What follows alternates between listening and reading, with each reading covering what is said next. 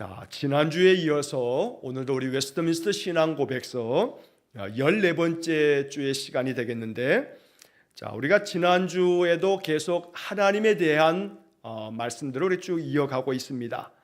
하나님에 대하여, 삼위일체에 대하여 우리가 이렇게 내용들을 살펴보고 있는데, 이러한 신앙의 고백들을 우리가 배워가는 것은 우리의 신앙을 더욱더 아주 견고하게 만들기 위해서, 또 말씀 위에 기초한 신앙이 되어지기 위해서, 올바른 신앙이 되어지기 위해서 우리가 무엇을 믿는지, 또 우리는 어떠한 신앙 안에서 살아가야 하는지라고 하는 것들을 우리가 지금 살펴보고 있습니다. 자, 지난주에 우리가 살폈던 내용들, 바로 이 삼위일체 하나님에 대한 이 이야기의 고백에서 지금 우리는 두 번째 항목을 지금 하고 있는 것입니다. 하나님은 모든 생명과 영광과 선과 복을 자기 안에 스스로 가지고 계신다. 그리고 하나님은 자신 안에 있어서나 자신에 대해서나 모든 면에 있어서 자족하시다. 피조물에서 보충을 받아야 하거나 무슨 영광이 피조물에서 나오는 것이 아니라 모든 피조물 안에서나 피조물을 통해서나 또는 그것에 대해서 또는 그 위에서 자기의 영광을 나타내신다. 그리고 다 지난주에 이제 그 뒷부분에 하나님은 모든 존재의 근원이 되신다. 만물이 주에게서 나오고 주로 말미암고 주에게로 돌아간다. 자, 여기까지 지난주에 살펴보면서 바로 그 뒤에 나오는 문장, 그는 무엇이든지 자기가 기뻐하시는 대로 모든 것을 주관하시고 사용하시고 보호하시고 명령하신다. 자, 지난주에 이제 마지막 부분에서 이 부분을 조금 설명드리고 또 이제 오늘로 이렇게 넘어왔습니다. 자, 이 부분에서 하나님은 모든 것이든 어떤 것이든지 간에 자기가 기뻐하시는 대로 행하신다 라고 하는 이 신앙 고백이, 바로 이것은 하나님의 주권, 그러니까 그냥 아주 굉장히 우리가 아주 거칠게 표현하면 하나님 마음대로라는 겁니다. 창조주 마음이지 피조물 마음이 아니라는 거죠. 그래서 예레미야도 그렇고 또 바울도 그렇고 그 글들 중에 뭐라고 얘기하냐면, 우리가 잘 아는 토기장이의 비유를 말하죠. 자, 토기장이가 진흙을 가지고 어떤 것을 만들 때 그 만드는 것은 순전히 토기장이의 마음이지, 그래서 그 만들어 놓은 것이 마음에 안 들면 깨뜨리든지 어떻게 하든지 그것은 전적으로 토기장이의 마음인 것처럼 창조주 하나님의 마음이다. 이것을 신학적으로 어려운 말로는 하나님의 주권, 그리고 그렇게 하나님께서 당신의 뜻대로 당신의 그 기뻐하시는 대로 행하는 것을 하나님의 섭리, 이렇게도 말합니다. 하나님이 정하신 계획대로 하나님이 뜻하신 그 목적과 하나님이 바라고 원하시는 대로 모든 일들을 행하신다라는 겁니다. 인생의 모든 역사도 마찬가지고 이 우주 만물에 운행되어지는 것도 마찬가지입니다. 제가 지난주에도 계속 설명을 드리고 있습니다만 138억 년 전에 우주에서 그 가스가 대폭발하면서 그걸 과학자들은 빅뱅이라고 말하는데, 큰 폭발, 이게 빅뱅인데 여기서부터 우주가 팽창되어지면서 지금 같은 우주가 형성이 되었다. 138억 년 동안에, 과학자들의 설명입니다. 그러나 이 우주가 과연 그리고 어떻게 될 건가라고 하는 것들은 사실은 시작도 마찬가지고 그 끝도 마찬가지고 과학자들은 그냥 추측하면서 상상할 뿐이지 어느 것 하나 인간이 알 수 있는 것은 없습니다. 그걸 정확하다고도 말할 수 없습니다. 왜냐하면 인간이 가지고 있는 이 지식과 인간이 가지고 있는 그 어떤 과학도 굉장히 미미하고 작은 아주 보잘것없는 것이기 때문입니다. 창조주 하나님께서 세우신 이 모든 만물의 역사를 인간이 이 우주 안에서 점으로도 찍을 수도 없는, 점도 아닙니다. 큰 도화지에다가 점 하나 살짝 딱 찍었을 때 엄청나게 큰 도화지 안에 점 하나 찍는 거, 이것만도 못한 존재가 이 태양계라고 하는 이 태양계 이 주변에 있는 여러 행성들은 이 광대한 우주 안에서는 보이지도 않는, 먼지보다도 작은 그런 존재에 불과하다는 거죠. 그런데 그 먼지보다도 작은, 여러분 먼지가 이렇게 보이기나 합니까? 아주 이거는 만져지지도 않는 그런 게 먼지 아닙니까? 그런데 이 태양계 안에 태양과 함께 수성, 금성, 지구, 화성, 목성, 토성 이렇게 쫙 있는 얘네들 모두가 다 만져지지 않는 먼지 같은 그런 존재에 불과할 만큼 작은 것이라는 겁니다. 이 우주라고 하는 공간이. 그런데 과연 그 인간이 우주에 대한 것을 뭘 알겠다고 우주가 이러하다, 우주가 138억 년에 시작했다, 이건 다 아주 전적으로 과학자들이 가지고 있는 소위 말해 가설, 그냥 이렇게 그럴 거야 라고 하는 추측에 불과한 것이지 그것은 정확한 답일 수도 없습니다. 자, 그런 점에서 창조주 하나님의 그 모든 섭리, 하나님이 행하시는 모든 것, 성경은 모르는 것은 모른다고 얘기하는 거죠. 인간이 알 수 없다는 겁니다. 그저 우리가 알 수 있는 것은 하나님께서는 이 우주 만물을 다 지으시고 무엇이든지 자기가 기뻐하시는 대로 모든 것들을 주관하시고 사용하시고 보호하시고 명령하신다. 이게 바로 성경이 담고 있는 하나님에 대한 이야기입니다. 하나님은 모든 것들을 지으셨고 만드셨고 이 모든 것들을 주관하고 계시는 겁니다. 우주 만물의 모든 운행도 하나님 주관하고 계시고, 하나님은 우주 만물의 모든 것들을 사용하시며 이것들을 보존하시고 또 보호하시고 이 모든 것들에 대해서 하나님 명령하신다. 그래서 인간들은 나름대로 과학적으로 이런 우주 만물은 이러한 질서에 의해서 움직이는 것이다 라고 이렇게 설명하지만, 그러나 가장 적합한 답은 창조주 하나님께서 명하신 대로 이 모든 천체 우주 만물이 운행되어지는 것이다 라고 이렇게 이해하는 것이 아마 가장 적합한 그런 대답이 될 것입니다.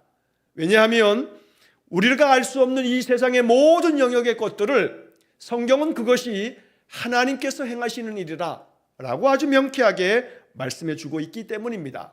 다만 그 하나님의 섭리를 눈으로 볼 수 없다 해서 아니라고 부정하는 것은 어리석은 인간들이 가지고 있는 그런 연약함에 불과할 뿐입니다. 자, 그래서 우리가 여기 이 이야기를 살피면서 가져야 될 그런 신앙 고백의 마음은 뭐냐 하면, 하나님이 무엇이든지 자기가 기뻐하시는 대로 모든 것을 주관하시고 이걸 믿는 겁니다. 여기서 모든 것을 주관하신다는 것은 작게는 나 개인의 인생의 삶도 하나님이 주관하신다 하는 그런 신앙 고백을 갖는 겁니다. 나의 모든 인생을 주관하시는 분은 하나님이십니다. 인생이 결코 우리가 여러 성경에서 보는 것처럼 그 인생의 걸음이 걷는 자에게 있지 아니하고 그 인생을 지도하시는 분은 여호와 하나님이시다. 그러니까 모든 것을 주관하시고 라고 하는 이 말씀은 나의 인생의 모든 것들은 하나님의 뜻 가운데서 펼쳐지는 것이지 내 원하는 대로 내 뜻대로 되어지는 것이 결코 아니라는 겁니다. 우리의 인생의 삶을 뒤돌아보면 사실 그렇습니다. 내가 지금까지 이르는 동안에 내 인생의 모든 여정이 내가 원하는 대로만 되어지는가? 아닙니다. 절대 그렇지 않습니다. 마음 같아서는 내가 재벌집 자녀로 태어나고 싶지만 태어나는 것부터가 내 마음대로 태어나는 게 아니죠. 아이고, 나는 왜 내 부모가 이런 부모 밑에서 태어났는가? 이거는 불가항력적입니다. 나의 선택의 영역이 아니라는 겁니다. 태어나는 것부터가 나의 선택사항이 아니고 나는 그냥 어떻게든지 간에 내가 이렇게 딱 세상에 태어나는 것부터가 사실은 이거 불가사입니다. 설명이 안 됩니다. 나는 왜 이렇게 태어났는가라고 하는 것조차도, 나는 왜 대한민국에 태어났고, 나는 왜 이 지역에 태어났고, 나는 왜 이 부모 밑에서 태어났는가, 이건 설명 불가의 내용인 거죠. 오직 하나님이 주관하시는 대로 하나님이 이 땅에 내시어서 이 땅에서 살아가는 동안도 마찬가지입니다. 삶이 내가 선택하고 내가 결정대로만 다 되는 것 같지만 그러나 절대 그렇지 않다는 것을 우리가 살면 살아갈수록 너무나 잘 알게 됩니다. 자, 그렇기 때문에 모든 것들을 주관하시는 것이 바로 하나님이시다라고 하는 이 웨스트민스터 신앙 고백서를 우리가 보면서 그래, 맞다. 모든 것들을 하나님이 주관하시는 것이지 내 인생의 삶이 내 뜻대로 되지 않은 것을 볼 때 나만 그런 게 아니라 모든 사람이 다 그렇습니다. 지금까지 인생의 삶 당신 뜻대로 다 됐어? 라고 물어보면 그렇게 대답하는 사람 단 한 사람도 없습니다. 자기가 원하는 대로 모든 게 다 되어졌는가? 인생이 절대 그렇지 않죠. 내 인생인데 내 마음대로 안 됩니다. 내 마음대로 안 되는 거는 내 게 아닙니다. 내 마음대로 되는 게 내 거지 내 마음대로 안 되는 것은 내 게 아닙니다. 모든 것을 주관하시고 라는 것은 하나님이 모든 것의 주인 되시기 때문에 모든 것들을 주관할 수 있는 그런 권능이 하나님 앞에 있다는 겁니다.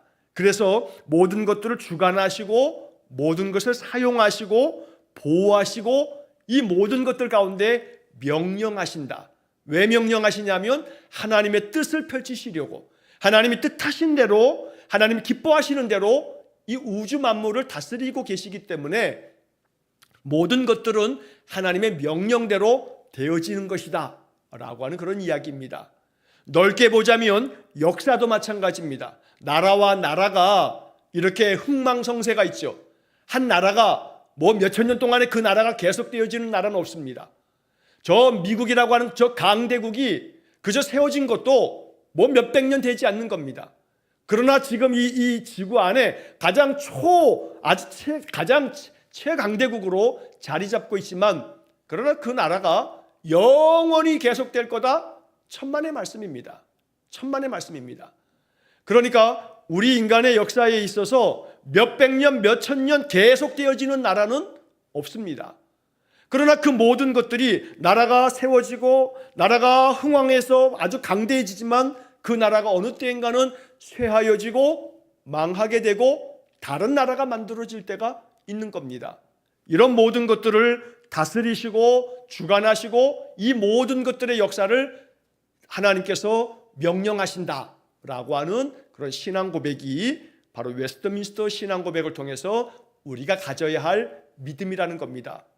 그래서 이런 믿음을 갖는 겁니다. 나의 모든 것들을 주관하시는 분은 하나님이시다. 나의 모든 인생의 것들을 사용하시는 분도 하나님이시다. 그러니까 내 마음대로 사용하는 게 아니라 하나님을 기쁘신 하나님께서 기뻐하시는 것으로 내가 나 자신을 내어드리며 나의 삶을 살아갈 때 하나님은 나를 사용하셔서 하나님의 뜻을 이루신다는 겁니다. 그래서 여기서 모든 것을 주관하시고 또 사용하시고 라는 이 말씀을 우리가 잘 기억해야 합니다. 자, 이 사용하시고 라는 이야기를 할 때 우리가 마음속에 딱 떠오르는 것은 예수님께서 예루살렘 성에 입성하실 때 십자가를 지시기 위해서 마지막 한 주간 예루살렘으로 들어가실 때 제자들에게 저 벳바게에서 이제 예루살렘으로 들어가는 그 마을 어귀에서 너 저기 가서 이 아무도 타지 않은 그 나귀를 데리고 와라. 아이고 그 주인이 있어서 뭐라고 할 텐데 그러면 그런 사람에게는 주님이 쓰시겠다고 해라 라고 제자들을 보냅니다.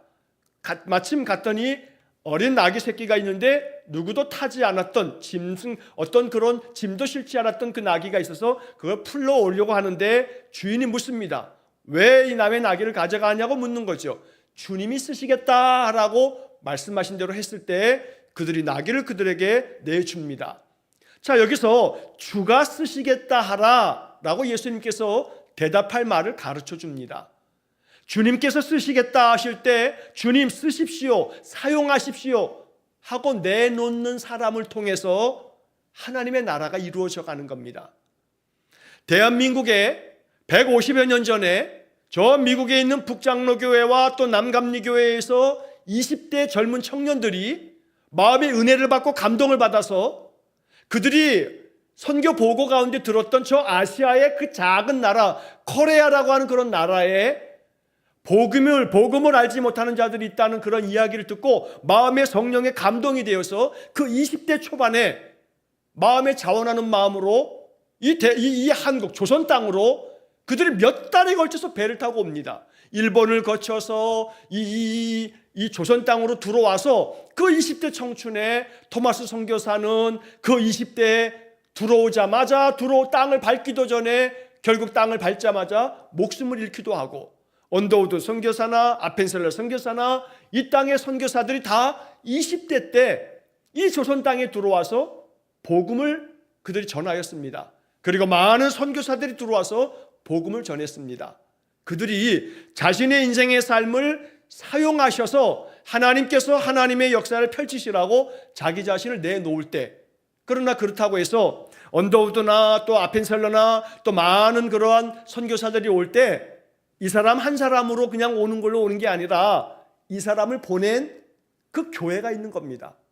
교회가 그들에게 있는 그들의 하나님께서 주시는 것들을 가지고 물질로서 헌금하고 선교비를 보내고 지원하고 후원하고 그러면서 이 20대 초반의 젊은이들이 조선 땅에 들어와서 복음을 심고 이 땅의 많은 이들을 가르치고 질병을 치유하고 그러면서 예수 복음을 전하면서 이 땅에 하나님의 교회들이 세워진 겁니다. 자, 그렇게 보자면 사용하시고 라고 하는 것은 결국 하나님은 사용하라고, 하나님 나를 사용하십시오 하고 나를 내어놓는 사람을 통해서 하나님 일하시는 겁니다. 그래서 하나님은 사람을 사용하셔서 하나님의 일을 하시는데 하나님 앞에서 나 자신의 시간을 내어놓고 나의 마음 중심의 기도를 내어놓으면서 하나님 앞에 쓰임받고자 하는 그런 사람들의 헌신을 통해서 하나님은 지금도 많은 역사들을 펼치시고 계신다는 겁니다. 자, 그래서 하나님은 모든 것을 주관하시고 사용하시고 라고 하는 이 부분을 보면서 마음에 이런 신앙 고백을 갖는 겁니다. 하나님, 나를 사용하십시오. 여러분들이 마음 가운데 중보하며 기도하는 것도 하나님 앞에 사용되어지는 거죠. 나의 기도로 말미암아 하나님이 일하시도록 내가 마음 가운데 생각하는 사람들을 위해서 기도하는 거, 하나님은 나의 입술을 사용하셔서 나의 기도를 사용하셔서 하나님의 역사들을 펼치고 계시는 겁니다. 하나님께서 나를 사용하시도록 어떤 것이든지 간에 하나님 앞에 쓰임받는 그런 삶을 살아가는 것, 이것이야말로 하나님께서 우리 가운데 오셔서 역사하시는 하나님의 방법이다 라고 말할 수 있는 겁니다. 보호하시고 명령하신다라는 것도 마찬가지입니다. 하나님은 지금도 여전히 세상의 모든 것들을 또 우리 인생을 보호하시는 분이시고 우리를 위해서 모든 명령으로 하나님 친히 다스리신다. 바로 이것이 웨스트민스터를 통해서 우리가 고백하게 되는 신앙 고백이 되는 것입니다. 자, 이제 그 다음의 내용들을 살펴보게 되면 이제 그 다음 문장에 이런 문장이 이어집니다. 그의 앞에서는 모든 것이 노출된다. 자, 이게 하나의 문장입니다. 그의 앞에서는 모든 것이 노출된다. 자, 이 말은 뭐냐면 하나님 앞에서는 감추일 것이 하나도 없다는 겁니다. 하나님 앞에서는 모든 것들은 다 노출된다, 다 드러나게 돼 있다라고 하는 말입니다. 자, 그래서 히브리서 4장 13절이 그 옆에 적혀져 있는데 히브리서 4장 13절 말씀을 보면 이런 말씀이 기록되어 있습니다. 지으신 것이 하나도 그 앞에 나타나지 않음이 없고 우리의 결산을 받으실 이의 눈앞에 만물이 벌거벗은 것 같이 드러나느니라. 그러니까 하나님 앞에서 모든 것들이 다 나타나고 마치 벌거벗은 것처럼 하나님께서 결산하시는 날에 모든 것들을 다 펼쳐서 드러내셔서 결산하신다라고 히브리서 4장 13절에서 말씀하는 겁니다. 자, 예수님께서도 이와 같은 말씀을 하신 적이 있습니다.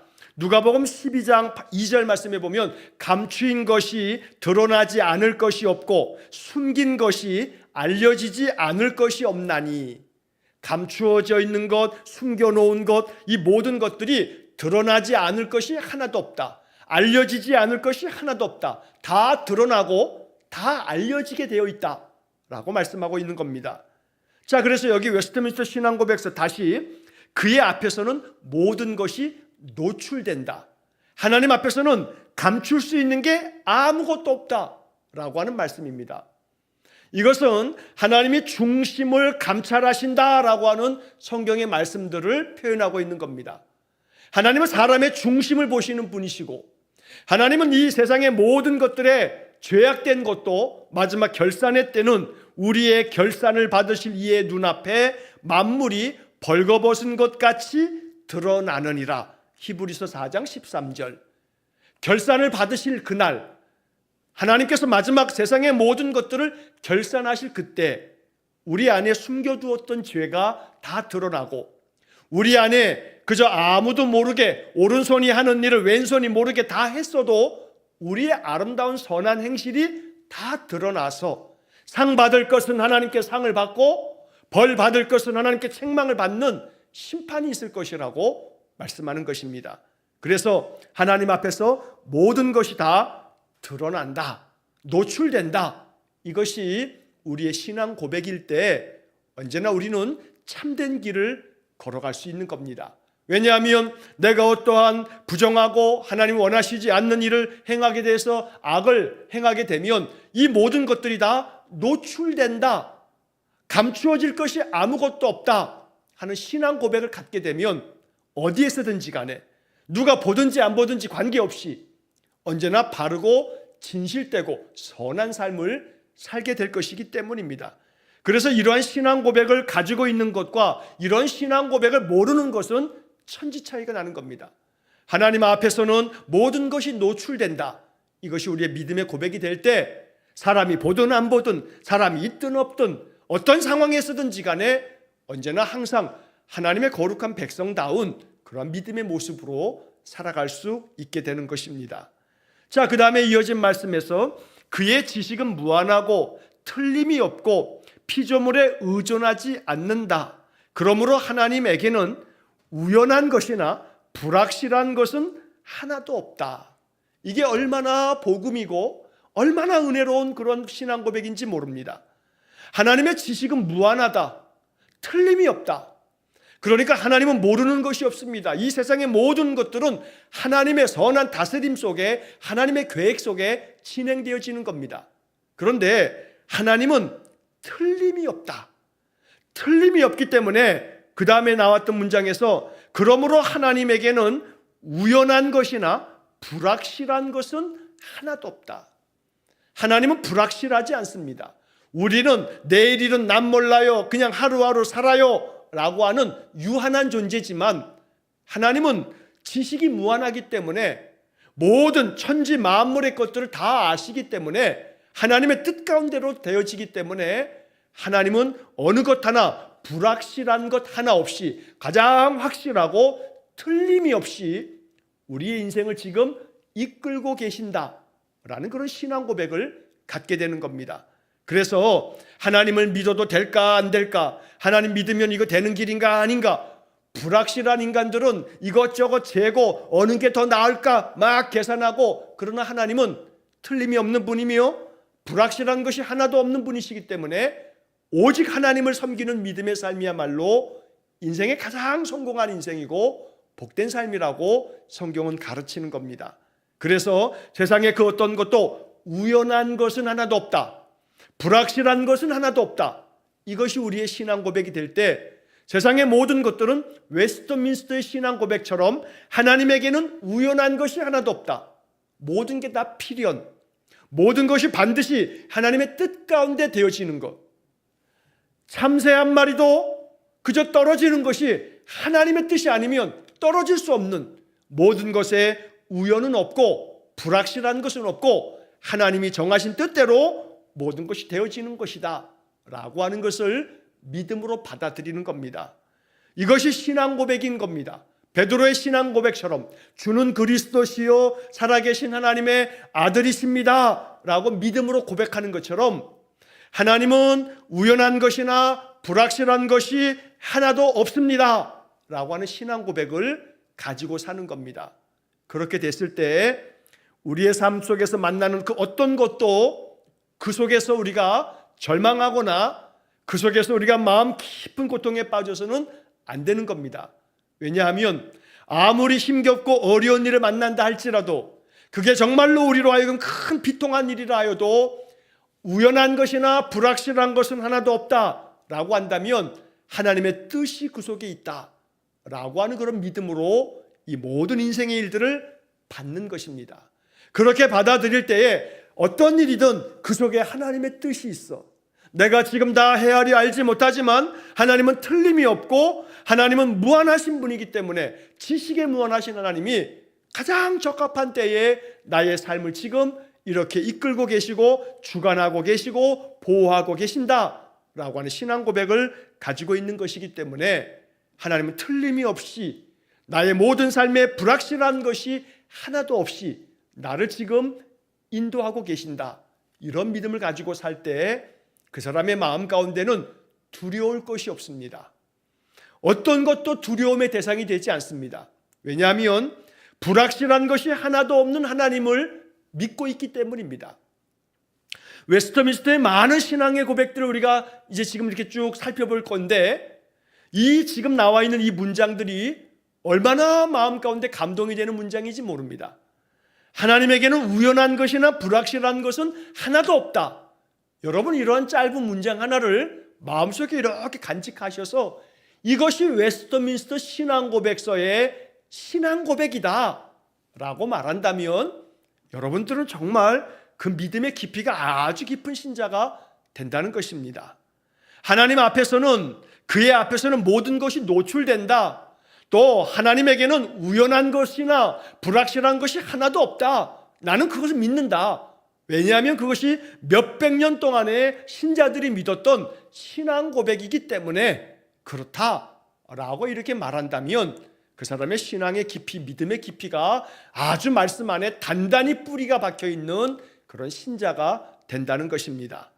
자, 그래서 하나님의 그 지식은 무한하고 틀림이 없고 피조물에 의존하지 않는다. 하나님은 피조물인 우리 인간들에게 의존하지 않습니다. 반대로 우리가 하나님께 의존해야 되죠. 왜냐하면 하나님은 틀림이 없는 분이시기 때문에, 불확실한 것은 하나도 없기 때문에 우리가 하나님을 의존하고 하나님을 의지하는 것이지, 하나님이 인간 바라보고 인간을 의존하지 않는다는 겁니다. 하나님은 창조주이시고 우리는 피조물에 불과합니다. 그러므로 우리의 인생의 삶은 불확실하지만 하나님에게는 불확실한 것이 하나도 없다. 이게 바로 웨스트민스터의 신앙 고백서다.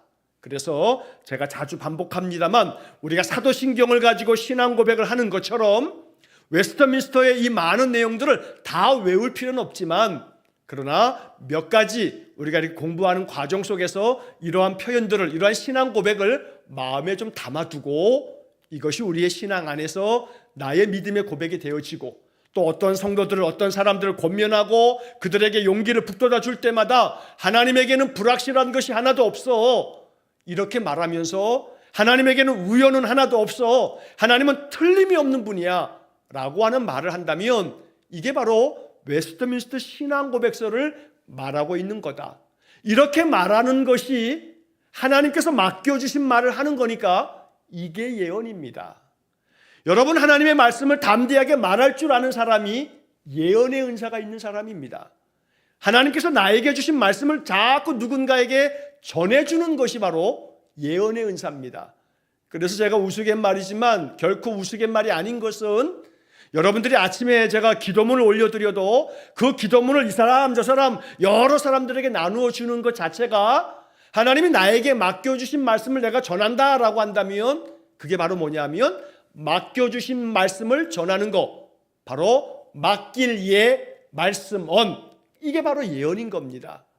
웨스트민스터 신앙고백서를 가지고 하나님에게는 우연한 것이나 불확실한 것은 하나도 없다, 이 하나의 짧은 문장을 마음 가운데 간직하고 있다가 누군가에게 이야기를 하면서 이런 말씀을 전해줄 줄 안다면 그게 바로 예언의 은사고, 이 신앙 고백은 500여 년이 넘도록 많은 기독교 신자들이 이것이 우리가 가져야 할 믿음이다, 이게 정통신앙이다 라고 가르쳐왔던 내용이기 때문에, 교파를 초월해서, 그래서 이 말씀들이 우리에게 정말로 귀한 신앙 고백이 된다는 것입니다. 자, 그 다음에 이제 마지막 부분을 보면, 모든 계획이나 역사나 명령에 있어서 가장 거룩하시다. 천사나 사람이나 또는 모든 피조물이 드리는 예배나 봉사나 복종은 하나님에게 돌려야 하며, 또한 하나님은 그것들을 기뻐 요구하신다. 자, 이게 이제 오늘 여기까지의 내용들을 살펴보고 마칠 텐데, 모든 계획이나 역사나 명령에 있어서 가장 거룩하시다. 자, 이 말은 뭐냐면 하나님의 모든 계획은 항상 거룩하시다. 이 거룩이라고 하는 말은 뜻이 높고 아주 고상하고 아름답다는 게 거룩입니다. 그리고 이 거룩이라고 하는 말 자체는 히브리 말로는 카도시, 이 카도시라고 하는 말은 구별되어지는 겁니다. 저 사람과 내가 좀 구별되어진 부분이 있는 거. 그래서 하나님 백성답게, 하나님 자녀답게, 예수 믿는 사람답게, 그래서 세상 사람들과는 달리 예수 믿는 사람처럼 하나님 말씀 가지고 살아가는 구별되어진 모습이 있을 때 이 사람은 거룩하다. 그런데 하나님의 모든 계획이 그렇게 항상 가장 거룩하기 때문에 그 하나님의 계획을 믿는 사람들은 하나님이 나의 인생의 삶에도 하나님의 계획이 있다라고 하는 그런 마음을 갖는 겁니다. 그래서 비록 나는 나의 인생의 삶을 알지 못하지만 마음의 믿음의 고백은 하나님은 나를 위한 모든 계획을 가장 틀림이 없이 불확실한 것은 하나도 없이 내 인생에 대한 계획을 가지고 계신다. 이게 바로 여기 나와 있는 모든 계획이 가장 거룩하시다는 신앙 고백의 내용이 되는 겁니다. 그래서 우리가 어떤 것을 계획한다고 해서 계획이 되지는 않지만 나의 계획은 연약하고 부족하기 때문에 그렇습니다. 그러나 하나님의 계획은, 모든 계획은 가장 거룩하시기 때문에 하나님의 계획은 완전하여 하나님은 그 계획대로 모든 것들을 주관하시고 역사하신다라고 하는 그런 내용입니다. 그래서 모든 계획이나 그 모든 계획이 펼쳐지는 것을 역사라고 말합니다. 하나님 역사해 주십시오라고 하는 것은 하나님 뜻 가운데로 이 모든 것들이 진행되게 해 주십시오. 일이 펼쳐지게 해 주십시오. 하나님이 원하시는 것대로 모든 것들이 이루어지게 해 주십시오. 이게 바로 역사입니다. 그래서 하나님 역사하여 주십시오라는 기도는 하나님께서 하나님의 뜻대로 이 모든 것들을 다스려 주십시오. 그래서 모든 계획이나 역사나 명령에 있어서, 즉 하나님이 모든 계획을 하시고 그 계획을 그대로 이루어 가시는 게 역사인데, 이렇게 이루어 가시는 것, 그리고 이런 모든 것들이 이루어지도록 하나님 명령하시는 것, 이 모든 명령이 다 가장 거룩하시다. 그래서 하나님의 모든 계획은 하나님의 명령에 따라 지금도 역사 펼쳐지고 있다라고 하는 그런 신앙 고백입니다. 이걸 믿는 겁니다. 나의 인생의 삶을 지금 하나님이 역사하고 계십니다. 하나님의 계획대로. 그러므로 늘 항상 마음 가운데는 하나님의 그 뜻이, 하나님의 계획이 내 삶 속에 그 역사가 펼쳐지도록 언제나 하나님의 그 계획과 역사를 받아들일 줄 아는 그런 믿음의 자세가 우리에게 필요한 겁니다. 가브리엘이 찾아와 가지고 처녀 마리아에게 내가 이제 아들을 낳을 건데 그 아들의 이름을 예수라 하라 라고 말할 때 이 마리아가 나는 아직 남자를 알지 못하고 결혼하지 않은 처녀입니다. 어찌 이런 일이 있겠습니까? 굉장히 당황스럽게 이야기하지만 천사 가브리엘의 이야기를 듣고 이 마리아의 신앙 고백은 뭐냐면 주의 여정이오니 말씀대로 이루어지이다 라고 고백합니다. 그게 하나님의 역사를 받아들이겠다는 그런 고백이 될 때 마리아에게 잉태가 되고 그것이 성령으로 잉태되어진 성자 하나님이 마리아의 몸을 빌어서 이 땅에 나셨다라고 하는 그런 위대한 성육신 예수님께서 이 땅에 오신 그런 역사가 되는 것입니다. 자, 그렇기 때문에 하나님의 모든 계획이 내 삶 속에서 펼쳐지도록, 역사가 나타나도록 마음속에 기도하는 마음이 있는 겁니다. 그것이 마리아처럼 주님의 역사가, 주님의 모든 계획이 나를 통해 이루어지기를 원합니다 라고 기도하면서 항상 순종하려는 마음을 가질 때, 그러면 나의 순종을 통해서 하나님의 놀라운 역사들이 내가 알게 혹은 내가 모르는 가운데에도 펼쳐지고 있다는 겁니다. 그래서 내가 알지 못하는 가운데도 하나님은 지금도 하나님의 일을 행하고 계시는데 그게 하나님의 역사인 겁니다. 나는 무심코 어떤 사람에게 선한 말을 던졌는데 그 사람의 마음 가운데 그 말이 너무나 감동이 되고 위로가 되고 힘이 돼서 그 사람의 마음 가운데 예수 믿는 마음이 북돋아지고 그 사람의 인생의 삶의 전환점이 될 수도 있는 겁니다. 그러니까 나를 통해서 하나님의 계획이, 하나님의 역사가 펼쳐지도록 우리 마음속에는 하나님, 나를 통해서 역사가 펼쳐지도록 나를 사용해 주십시오 라고 이렇게 고백하는 사람들을 통해서 하나님은 놀라운 표적을 지금도 나타내시는 겁니다. 여러분, 기적은 다른 게 있지 않습니다. 불치의 병이 기도 한 번 했더니 암세포가 다 사라지고 불치병이 다 깨끗해졌다, 이러한 것만 기적이라고 생각하면 안 됩니다. 여러분, 기적이라고 하는 것이 아주 굉장히 경이로운 어떤 대단한 일만 기적이 아닙니다. 우리의 인생의 삶에서 기적 같은 일들이 너무나 많이 벌어지게 됩니다. 우스갯말 같습니다만 여러분, 구사일생이란 말이 있죠. 정말로 죽을 뻔했는데 살았습니다. 그러면 그 기적이죠. 분명히 기적입니다. 그런데 뭐 안타까운 얘기입니다만 옛날에 우리나라에서는 뭐 백화점도 무너지고 뭐 그 즈음에는 뭐 다리도 무너지고 막 그랬습니다.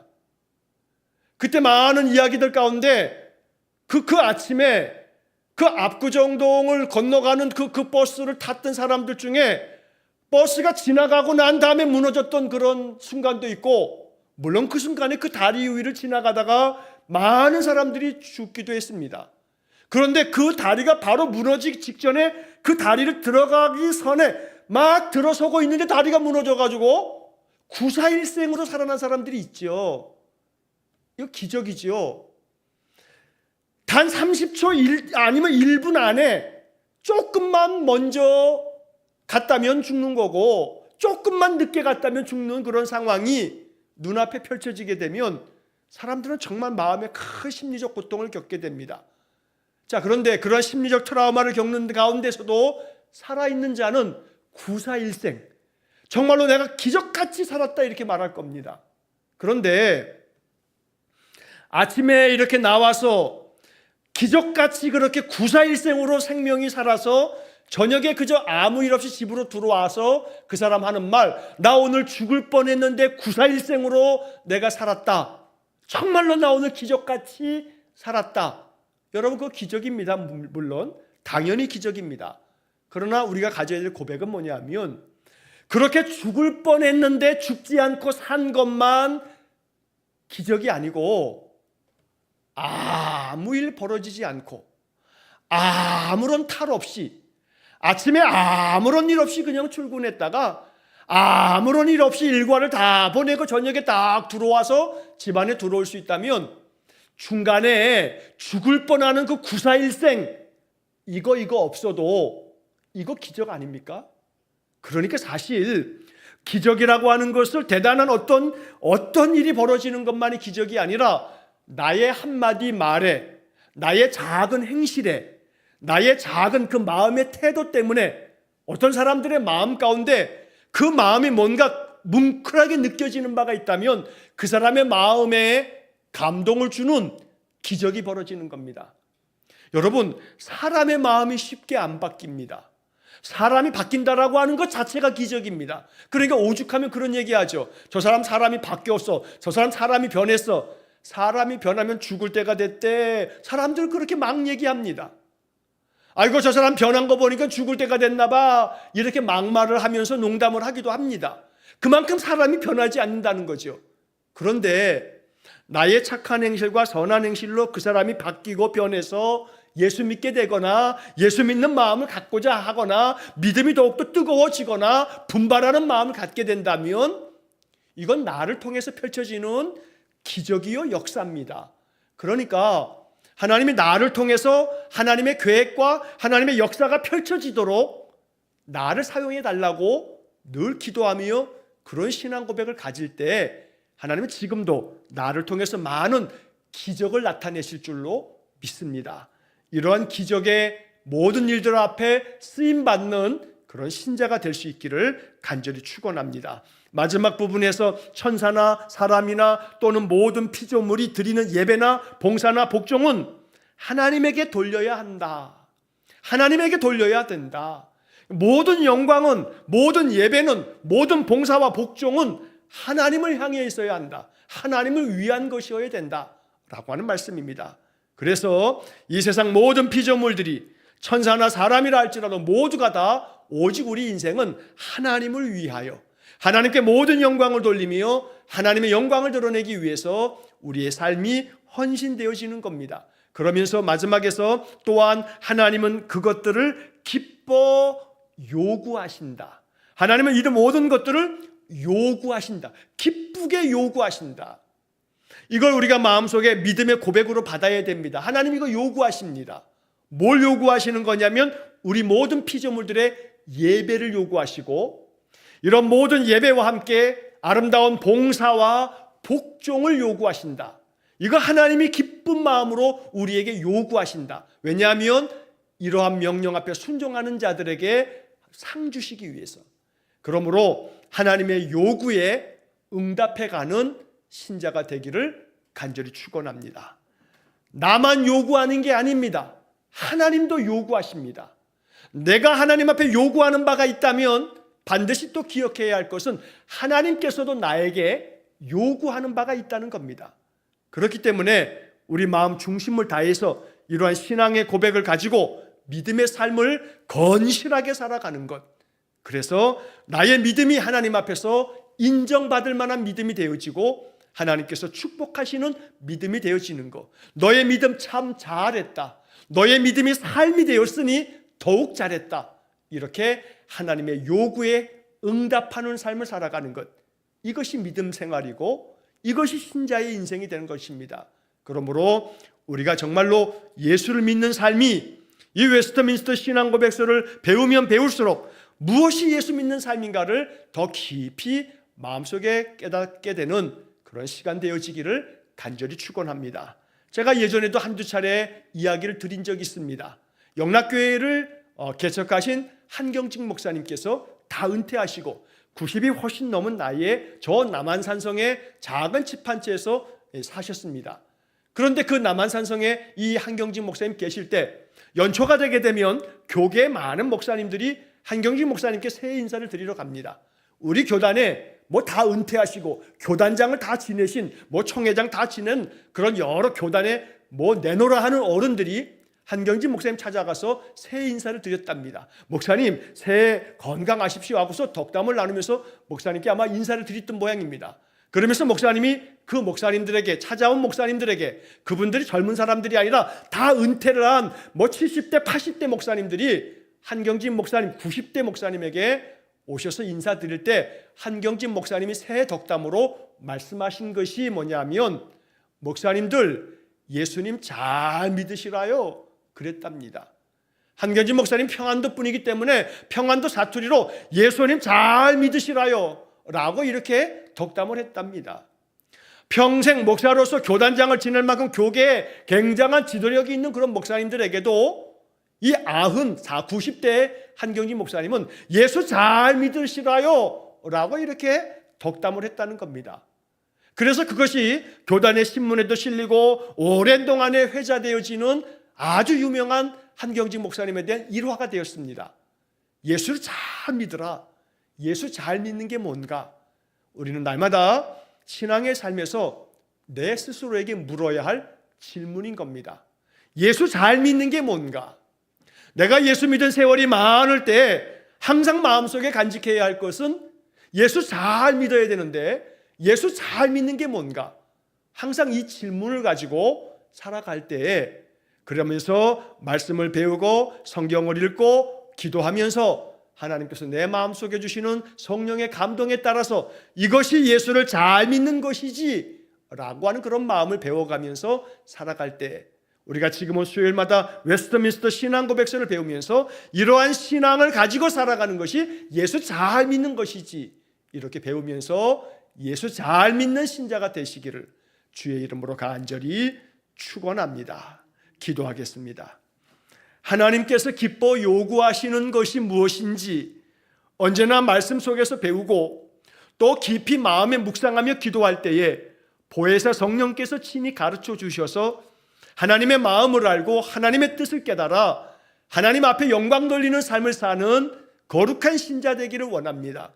그리하여 하나님께서 기뻐하시는 그 하나님의 요구를 아름답게 응답해 드림으로 하나님께서는 틀림이 없으시고 불확실한 것이나 우연한 것이 하나도 없으신 그 하나님의 역사하심이, 하나님의 모든 계획하심이 나의 삶을 통해서 펼쳐지도록 언제나 하나님 앞에 순종하는 믿음의 성도들 되게 해 주옵소서. 웨스트민스터 신앙고백을 배우면 배울수록 우리의 신앙의 깊이가 더 깊이 예수에게 뿌리 내려지는 은혜를 허락하여 주옵소서. 모든 것을 다 주님께 의탁하며 예수님 이름으로 기도하옵나이다.